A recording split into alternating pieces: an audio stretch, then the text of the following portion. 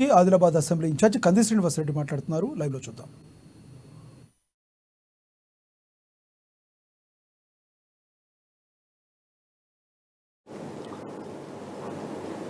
విజయవంతం చేయాలని మనస్ఫూర్తిగా ఆదిలాబాద్ ప్రజలకి, కార్యకర్తలకి, నాయకులకి, అభిమానులకి, శ్రేణులకి విజ్ఞప్తి చేస్తూ ఉన్నాం. కాంగ్రెస్ పార్టీ ఎంపీ అభ్యర్థిగా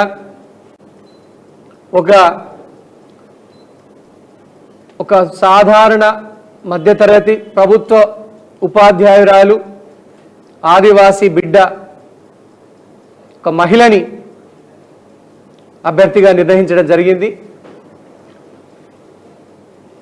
ఆదిలాబాద్ పార్లమెంటరీ పరిధిలో ఇంతవరకు ఒక ప్రధాన పార్టీ ఒక మహిళకు ఎంపీ టికెట్ ఇవ్వడం ఇదే మొదటిసారి.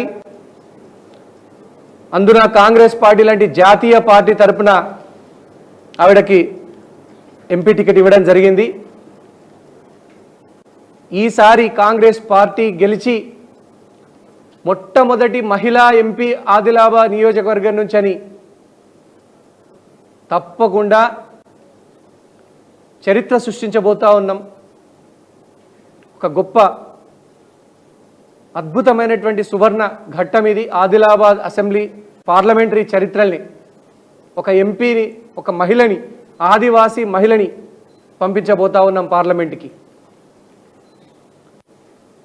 ప్రజలందరినీ కూడా నేను మనస్ఫూర్తిగా కోరేది ఒకటే, అసెంబ్లీ ఎన్నికలలో కంది శ్రీనివాసరెడ్డి అనే అభ్యర్థికి, కాంగ్రెస్ పార్టీకి ఓటు వేయాలని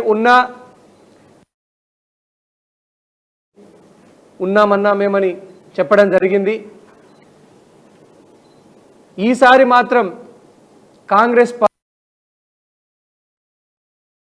ఓటేయలేకపోయిన వాళ్ళు కూడా ఖచ్చితంగా సీనన్న ఈసారి కాంగ్రెస్ పార్టీకి చేతి గుర్తుకే ఓటేస్తాం, పార్లమెంట్లో మీకు మాత్రం తప్పకుండా ఓటేస్తామని అనేక వర్గాల ప్రజలు, బడుగు బలహీన వర్గాల ప్రజలు, మధ్యతరగతి ప్రజలు, ఉత్సాహవంతులు, ఇంటెలెక్చువల్స్, మేధావులు అందరూ కూడా మాకు పదే పదే కలిసి మమ్మల్ని ప్రోత్సహిస్తూ ఉన్నారు. వాళ్ళందరికీ ధన్యవాదాలు. ఈసారి కాంగ్రెస్ పార్టీ రేవంత్ రెడ్డి అన్న ప్రభుత్వంలో ప్రజాపాలన కొనసాగిస్తూ ప్రజలందరికీ కూడా 30 లక్షలకు పైగా ఇళ్లకు 200 యూనిట్ల లోపు ఉచిత విద్యుత్తుని అందిస్తున్నటువంటి పార్టీ కాంగ్రెస్ పార్టీ. రేవంత్ రెడ్డి అన్నగారి నాయకత్వంలో ఉన్నటువంటి కాంగ్రెస్ ప్రభుత్వం 8 లక్షల మంది ప్రజలకు 500 రూపాయలకే గ్యాస్ సిలిండర్ని అందిస్తూ ప్రజల మనసుల్ని చూరగొన్నటువంటి ప్రభుత్వం రేవంత్ రెడ్డి గారి కాంగ్రెస్ ప్రభుత్వం. 25 కోట్ల మందికి పైగా మహిళలు 25 కోట్ల ఉచిత టికెట్లతో బస్సుల్లో ఉచితంగా ప్రయాణం చేస్తూ మా ఆడబిడ్డలకు రేవంత్ రెడ్డి అన్న ప్రభుత్వం ఇచ్చినటువంటి కానుక కేవలం ఈ 110 రోజులలోనే 25 కోట్ల పైగా ఉచిత టికెట్లని కాంగ్రెస్ పార్టీ మహిళలకు అందజేసింది. అట్లనే 4,50,000 ఇండ్లని, మొదటి సంవత్సరంలో 4,50,000 ఇండ్లను పార్టీకి ఓటేసినటువంటి ఆడబిడ్డల రుణం, పేద మధ్యతరగతి బడుగు బలహీన వర్గాల రుణం తీర్చుకోవాలన్నది రేవంత్ రెడ్డి అన్న నాయకత్వంలోని ప్రజా ప్రభుత్వం యొక్క, కాంగ్రెస్ ప్రభుత్వం యొక్క కోరిక. ఖచ్చితంగా ప్రతి సంవత్సరం 4,50,000 ఇండ్ల చొప్పున 10 సంవత్సరాలలో 45 లక్షల ఇందిరమ్మ ఇండ్లను కట్టాలనేది కాంగ్రెస్ ప్రభుత్వం యొక్క ఆలోచన. రేవంత్ రెడ్డి అన్న నాయకత్వంలో ప్రభుత్వం కట్టి తీరుతుంది. ఆదిలాబాద్ అసెంబ్లీ నియోజకవర్గంలో ప్రతి అసెంబ్లీ నియోజకవర్గానికి 3,500 ఇండ్ల చొప్పున కాంగ్రెస్ ప్రభుత్వం ఇవ్వబోతా ఉన్నది. ఇట్లా అనేక ప్రభుత్వ సంక్షేమ ఫలాలను, 6 గ్యారెంటీలను ప్రకటించినటువంటి ప్రభుత్వం మా అధికారంలోకి వస్తే ఇప్పటికే 5 గ్యారెంటీల్ని అమలు చేస్తూ ఉన్నాం. మిగతా గ్యారెంటీల్ని కూడా తప్పకుండా అమలు చేసే చర్యలు రేవంత్ రెడ్డి అన్న ప్రభుత్వం తీసుకుంటా ఉన్నది. ఈసారి పార్లమెంట్ ఎలక్షన్లో ప్రజలందరికీ నేను విజ్ఞప్తి చేస్తా ఉన్నా, రేవంత్ రెడ్డి అన్న ప్రభుత్వం కాంగ్రెస్ ప్రభుత్వం తెలంగాణలో అధికారంలో ఉన్నది. ఎంపీని కూడా కాంగ్రెస్ పార్టీ ఎంపీ అభ్యర్థిని ఆత్రం సుగుణ గారిని గెలిపించుకుంటే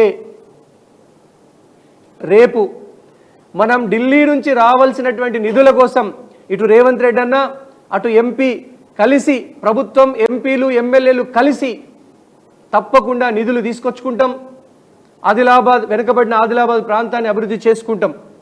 కాబట్టి ప్రజలందరికీ విజ్ఞప్తి, ఈసారి ఎలక్షన్లో మేమందరం కూడా రేవంత్ రెడ్డి అన్న కోసం ఒడి నింపమని అడుగుతాం. మేము ఓట్ల కోసం బడుగు బలహీన వర్గాల్ని కాపాడేది రేవంత్ రెడ్డి అన్న ప్రభుత్వం అని ఒడి నింపమని ప్రజలందరినీ అడుగుతాం.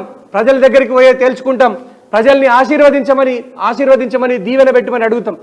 కాబట్టి ఈసారి 1,00,000 ఓట్లకు పైగా సాధించాలని మేము టార్గెట్గా పెట్టుకున్నాం. కేవలం ఆదిలాబాద్ అసెంబ్లీ నియోజకవర్గంలో మా ఎంపీ అభ్యర్థి 2 లక్షలకు పైగా మెజార్టీతో గెలవడం ఖాయం.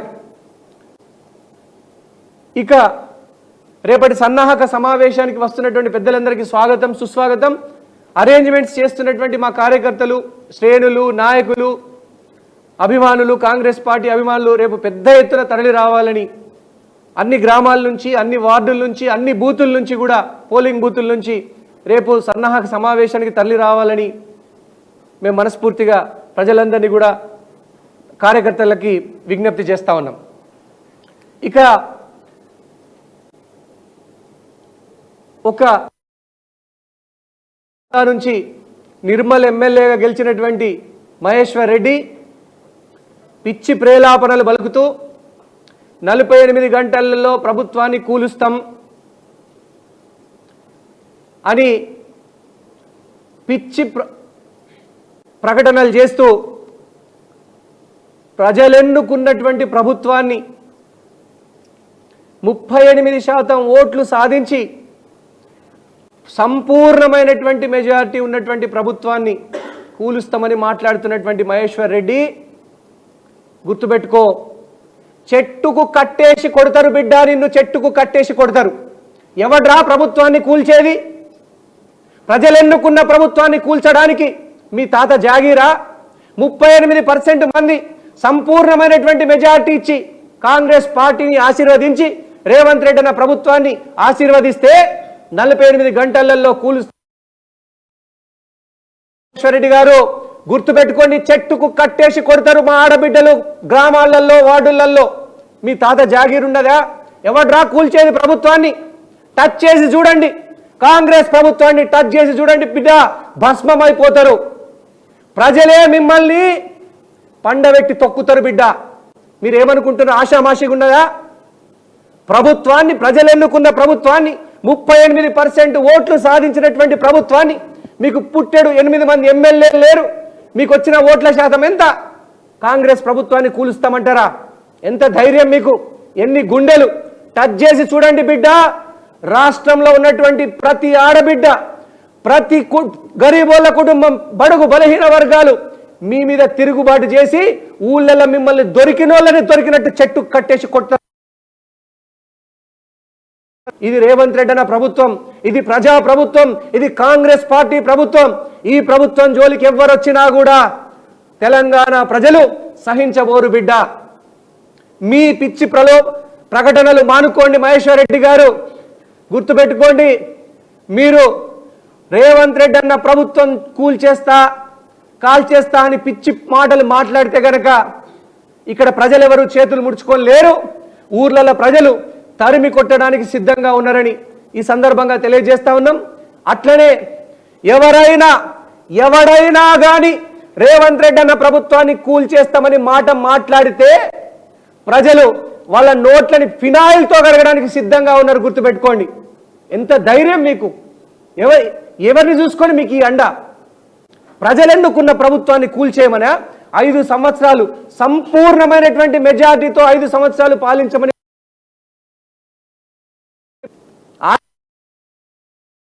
ఒక్కడానికి ప్రజల ఆకాంక్షల్ని, ప్రజలిచ్చినటువంటి తీర్పుని తుంగలో తొక్కి చేస్తున్నటువంటి ప్రయత్నాలు సఫలీకృతం కావు. రేవంత్ రెడ్డి అన్న ప్రభుత్వం, కాంగ్రెస్ ప్రభుత్వం ఈ 5 సంవత్సరాలే కాకుండా అధికారాన్ని కైవసం చేసుకోవడం ఖాయం. వచ్చే 10 సంవత్సరాలు కాంగ్రెస్ ముఖ్యమంత్రిగా నాయకత్వంలో కాంగ్రెస్ ప్రభుత్వం కొనసాగుతుంది.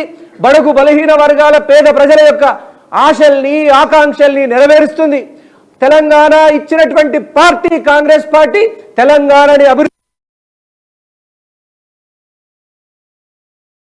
పిచ్చి ప్రేలాపనలు పలకద్దని మహేశ్వర్ రెడ్డి గారిని నేను హెచ్చరిస్తా ఉన్నా.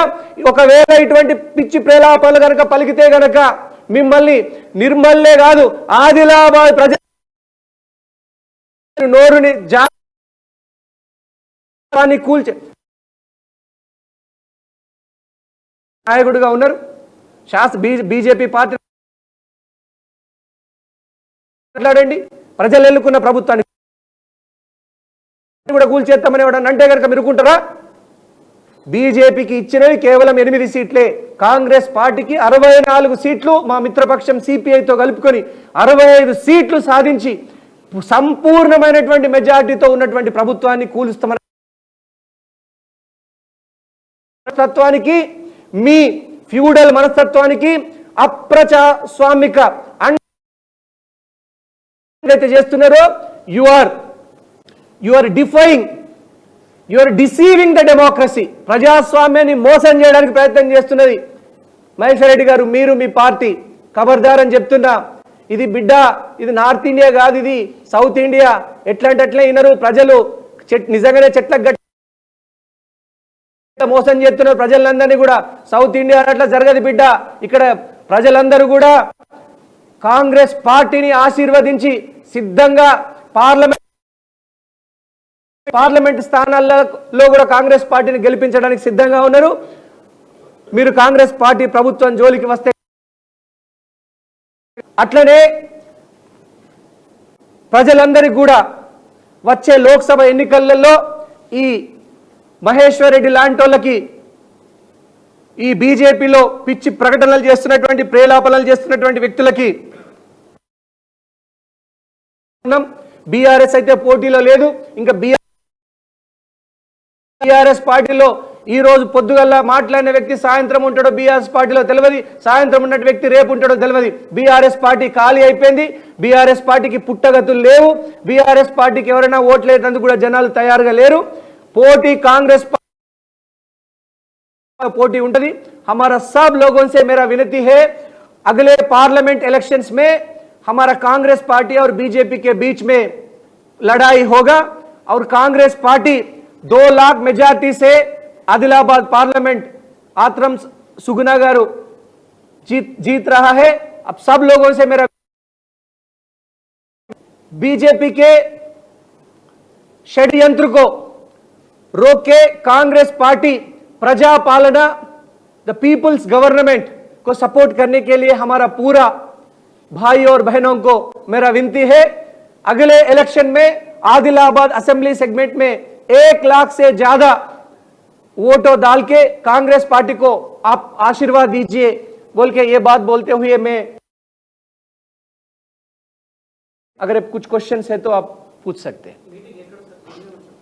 రత్నా గార్డెన్లో మధ్యాహ్నం 1 గంటకి భోజన సదుపాయం కూడా ఏర్పాటు చేయడం జరిగింది. అసెంబ్లీ సెగ్మెంట్ అన్న, ఇది అసెంబ్లీ సెగ్మెంట్. చేరికలు కూడా ఉన్నాయన్న. సరే రేపు చెప్తామన్నా, కాన్ఫిడెన్షియల్.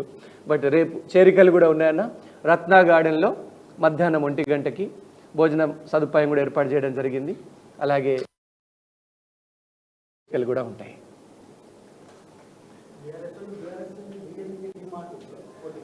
అవునా? బీఆర్ఎస్ అసెంబ్లీ ఎలక్షన్ కంటే ముందు కూడా ఇట్లనే చెప్పింది. ఏమన్నారు? 100 స్థానాలు గెలుస్తాం ఈసారి. పోయినసారి 88 గెలిచినాం, ఈసారి 100 గెలుస్తామన్నాం. మీరు చూసినారు కదా, బీఆర్ఎస్ అభ్యర్థులు కూడా దిక్కులేదు. మొన్న కడియం కాంగ్రెస్ ఎంపీలు బీబీ పాటిల్ గారు, రంజిత్ రెడ్డి జంప్ అంటున్నారు. సో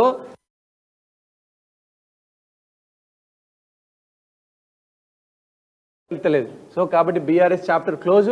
బీఆర్ఎస్ అనేది ఇంకా పుట్టగతులు లేనటువంటి పార్టీ. కేసీఆర్ గారు ప్రయత్నం చేసినా కానీ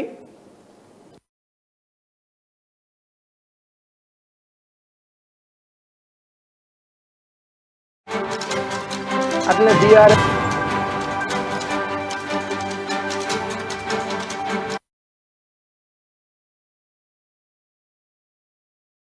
పని లేదు. కాబట్టి ఈసారి ఖచ్చితంగా ఆత్రం సుగుణ గారు ఒక సాధారణ మహిళ, ఒక ఆదివాసి, ఒక కొత్త ఫేస్. మీరు గొడం నగేష్ గారు కొత్తగా సాధించేది ఏం లేదు. గొడం నగేష్ గారిని ఎంపీగా చూసిండ్రు ఆదిలాబాద్ ప్రజలు. ఆయన ఎంత పెద్ద పొడిసే సేవలు చేసిండ్రు ఆదిలాబాద్ ప్రజలకు ప్రజలందరికీ తెలుసు. ఆత్రం సక్కు గారిని కూడా ఎమ్మెల్యేగా చూసిండ్రు ఆసిఫాబాద్ ప్రజలు. ఆయన ఎంత పెద్ద పొడిసే నాయకుడు ప్రజలందరికీ తెలుసు. ఈ ఆత్రం సుగుణ గారు కొత్త నాయకురాలు, ఒక టీచర్ జాబ్కు రిజైన్ చేసి కాంగ్రెస్ పార్టీ తరఫున అభ్యర్థిగా ఒక మహిళను డిక్లరేషన్ చేయడం జరిగింది. కాబట్టి తప్పకుండా ఒక మహిళని ఆశీర్వదించమని మేమందరం కోరుతా ఉన్నాము. ఇంకోటి అన్న, ఇంకెక్కడ బీఆర్ఎస్ అంత ఖతమైంది. ఇంకెక్కడ కోనప్ప గారు మా పార్టీలకే వచ్చిండ్రు, ఇటు విఠల్ రెడ్డి గారు మా పార్టీలకి వచ్చిండ్రు, రేపో మాపో ఐకే రెడ్డి గారు కూడా మా పార్టీలకే వస్తామని అంటున్నారు. ఇంకెక్కడ బీఆర్ఎస్ ఖతమైపోయింది కదా, రాసుకోండి, మీ లెక్కలకెళ్ళి కూడా తీసేయచ్చు. ఇంకెక్కడ బీఆర్ఎస్? కేసీఆర్ మరి ఏమంటారు కదా అన్న, బంతిని ఎంత గట్టిగా కొడితే తిరిగి అంత వెనక్కి, అంత ఫాస్ట్గా వెనక్కి వస్తాయంటారు. ఈ కేసీఆర్ గారు ఏం చేసిండ్రు? 88 మంది కాంగ్రెస్ పార్టీలో ఉన్నటువంటి 15 మంది ఎమ్మెల్యే, ఎంత దాష్టికం, ఎంత దౌర్జన్యం. 88 మంది ఎమ్మెల్యేలు గెలిచినప్పుడు కాంగ్రెస్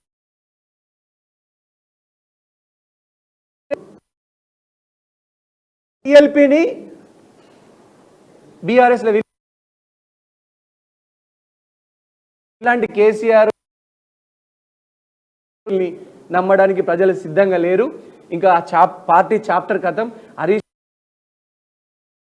మంది ఎమ్మెల్యేలను పట్టుకొని సో ఇంకెక్కడి పార్టీకి పుట్టగతులు లేవు. కేసీఆర్ గారు ఇంకా రెస్ట్ తీసుకోవచ్చు. ఆయన ఆరోగ్యంగా ఉండాలనే మేము కోరుకుంటాం. ఆయన మా కాంగ్రెస్ పార్టీ ఉన్నతి చూడాలనే మేము కోరుకుంటాం. బతికుండంగానే అబ్బా నేను గింత మొత్తం కథం చేసిన అనుకున్నా ఈ కాంగ్రెస్ పార్టీని, అరే కాంగ్రెస్ పార్టీ ఇట్లా లేచింది ఏంది అని ఆయన బతికుండగా ఆయనకు మేము వేసే శిక్ష అదే. మా కాంగ్రెస్ పార్టీ యొక్క ఉన్నతి చూస్తే కేసీఆర్ గారికి శిక్ష మేము వేసినట్టే. ప్రజలు శిక్ష వేసిండు. చూడు, మేము బిడ్డ నువ్వు ఒక్కనే ఆల్టర్నేట్ అనుకున్నావు, నువ్వు ఒక్కనే ప్రత్యామ్నాయం అనుకున్నావు. ఇగో చూడు బిడ్డ, నేను ఇట్లా దించుతాం, ఇట్లా ఎక్కిస్తామని ప్రజలు ఎట్లా దించిళ్ళు, ఎట్లా ఎక్కించు. అంతకుముందు అలా గమండు చూసినావా అన్న? అబ్బాబాబా ఒక్కొక్కడికి నెత్తి మిన్నే కాళ్ళు. అవునా కాదా? వాళ్ళ మంత్రులు, వాళ్ళ ఎమ్మెల్యేలు, కార్యకర్తలనే పట్టించుకోలేదు బీఆర్ఎస్ పార్టీ. మీరు అనుకుంటుండ్రు కానీ మంచిగా కష్టపడే నాయకులనేం పట్టించుకోలే. ఇట్లాంటి చిన్న నాయకుల్ని పాపం వాళ్ళకేం జీవితం ఇయ్యలేదు. అడ్డి భోజారెడ్డి గారికి, తుమ్మల వెంకట, వీళ్ళకి ఎవరికి కూడా వాళ్ళు కాంగ్రెస్ పార్టీ డెమోక్రాటిక్ పార్టీ, అంతర్గత ప్రజాస్వామ్యం ఎక్కువగా 119 నియోజకవర్గాల్లో 119 ఎమ్మెల్యేలకు పెత్తనం ఇచ్చేసి ప్రజలందరినీ, కార్యకర్తలందరినీ, నాయకులు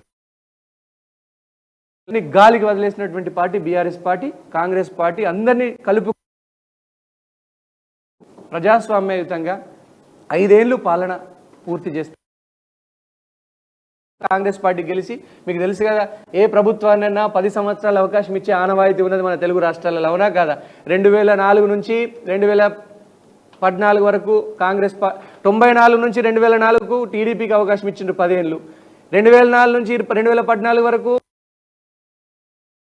2014 నుంచి 2024 దాదాపు 23 వరకు బీఆర్ఎస్కి అవకాశం ఇచ్చిండ్రు. ఈసారి 10 సంవత్సరాలు ప్రభుత్వాలకు అవకాశం ఇచ్చేటువంటి ఆనవాయితీ ఉంది. ఆ ఆనవాయితీ ప్రకారం నడుపుతాం. బలమైన మంచి నాయకుల్ని తప్పకుండా కాంగ్రెస్ పార్టీ మా హైకమాండ్ ఆదేశాల ప్రకారం మంచి నాయకుల్ని, పేరున్న నాయకుల్ని, ప్రజల్లో పలుకుబడి ఉన్న నాయకుల్ని ఆహ్వానిస్తాం. మా అధిష్టానం ఆదేశాలను తప్పకుండా శిరసావహిస్తాం.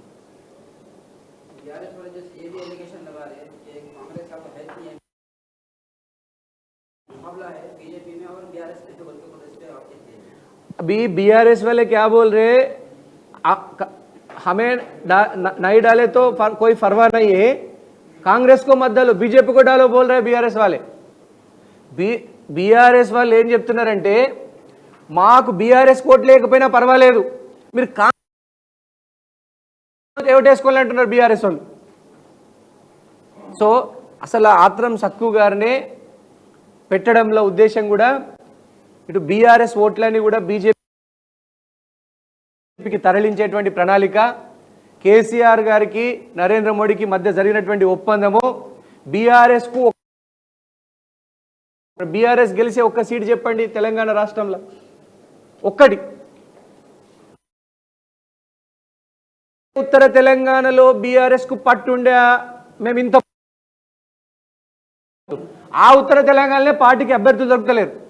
కడియం కావ్య గారు బీఆర్ఎస్ పార్టీ అభ్యర్థి, అక్కడ పోటీ చేయడానికి బీఆర్ఎస్కి అభ్యర్థులు ఎక్కడ? రేపు మా సక్కు గారు మా పార్టీలోకి వచ్చినా ఆశ్చర్యపోనక్కర్లేదు. అంటే అట్లా ఉన్నది పరిస్థితి, బీఆర్ఎస్ పరిస్థితి. మా అధిష్టానం ఎట్లా చెప్తే అట్లా వెళ్తాం. తప్పకుండా బీఆర్ఎస్ అనేది పోటీలో లేదు. కాంగ్రెస్ और बीजेपी के बीच में ये लड़ाई है. मेरा सब आवाम से, जनता से मेरा विनती है, कांग्रेस का हाथ को मजबूर करने के लिए मैं बोल रहा हूँ. నేను ఇదే మాట చెప్పిన, మీ అందరికి గుర్తు, విలేకరులందరికీ గుర్తు. రేపు ఎల్లుండి పోలింగ్ అనగా కూడా మీకు ఇదే చెప్పిన. రాష్ట్రంలో కాంగ్రెస్ ప్రభుత్వం అధికారంలోకి వస్తున్నది, రేవంత్ రెడ్డి గారి ప్రభుత్వం అధికారంలోకి వస్తున్నది, నాకు ఒక అవకాశం ఏంటని ఇదే మాట మీకు గుర్తుంది కదా, నేను ఇదే మాట చెప్పిన. సో ఇప్పటికి చాలా మంది అంటున్నారు, అన్న మీరు చెప్పిండ్రే కాంగ్రెస్ పార్టీ అధికారంలోకి వస్తుంది, కాంగ్రెస్ పార్టీ అధికారంలోకి వస్తుందని. మేము మీకు ఓటు వేయాలనుకున్నా కూడా వేయలేకపోయినాం. సరే, జరిగింది ఏదో జరిగిపోయింది. వచ్చే ఏ ఎలక్షన్లు అయినా కూడా మా చిన్నమ్మలు, పెద్దమ్మలు, మా క్యాంప్ ఆఫీస్కి వచ్చిన వాళ్ళందరూ కూడా ఎంతోమంది చెప్తున్నారు. వాళ్ళందరి ఆశీర్వాదంతో ఆదిలాబాద్ అసెంబ్లీలో 1,00,000 ఓట్లను సాధిస్తాం తప్పకుండా.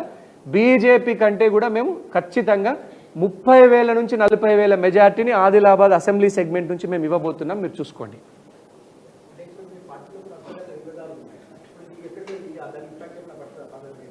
మా దాంట్లో ఏం విభేదాలు ఉన్నాయండి? ఎక్కడ విభేదాలు లేవు, బ్రహ్మాండంగా. ఒకటే అండి, మా పార్టీలో పాత అందరు మేము ప్రణాళికలు వేస్తూ ఉన్నాము. ఒకటేంటంటే కనుక కాంగ్రెస్ పార్టీలోకి వచ్చే వాళ్ళు ఎవరైనా కూడా పదవులు ఆశించకుండా కేవలం నిస్వార్థంగా ప్రజలకు సేవ చేయాలన్నటువంటి ఉద్దేశం, అందరినీ కలుపుకుపోయే పనిచేస్తాం. మా దగ్గర కొత్త పాత తేడా ఇష్టపడే వాళ్లకు, క్యాడర్ బిల్డ్ చేసే వాళ్లకు మా ప్రభుత్వంలో స్థానం ఉంది.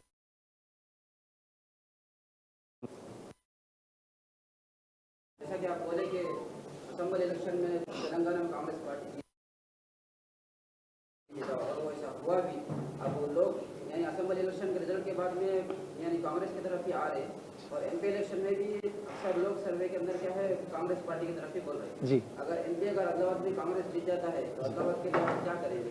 जरूर आतरम सुगना जी, कांग्रेस पार्टी एमपी जीतने के बाद जरूर हम आवाम को ये वादा करते हैं कि दिल्ली से, सेंट्रल गवर्नमेंट से जो भी स्कीमा है, जो भी हम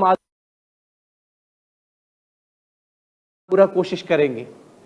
కేంద్రం నుంచి రావాల్సినటువంటి నిధుల విషయంలో కానీ, ఎట్లాగో ఆదిలాబాద్ ఎంపీ కాంగ్రెస్ పార్టీ గెలవబోతున్నారు. రేపు కేంద్రంలో మా ప్రధానమంత్రి రాహుల్ గాంధీ గారే కాబోతా ఉన్నారు. రాష్ట్రంలో కాంగ్రెస్ ప్రభుత్వం ఉంది, కేంద్రంలో రాహుల్ గాంధీ.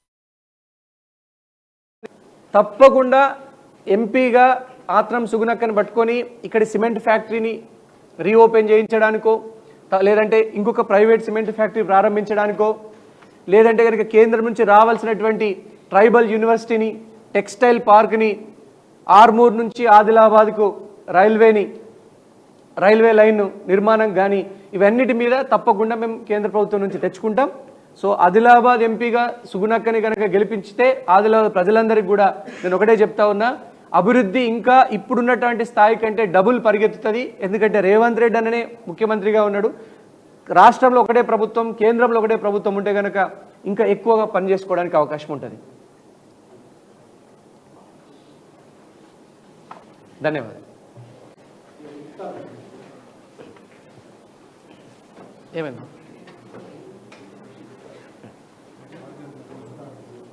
రేపు उर्दूगर शादी खानालो कल 6 बजे, उर्दूगर शादी खाना में कल 6 बजे एक पब्लिक, एक सोसाइटी के तरफ से एक इफ्तार पार्टी ऑर्गेनाइज कर रहे हैं. इसके लिए सीतक्का और मैं सब लोग हाज़िर होंगे. सो आप मीडिया मित्र और सब हमारा नेतागण कल इफ्तार पार्टी के लिए भी ज़रूर आइए. 6 बजे उर्दू का शादी खाना में पुतली बोली.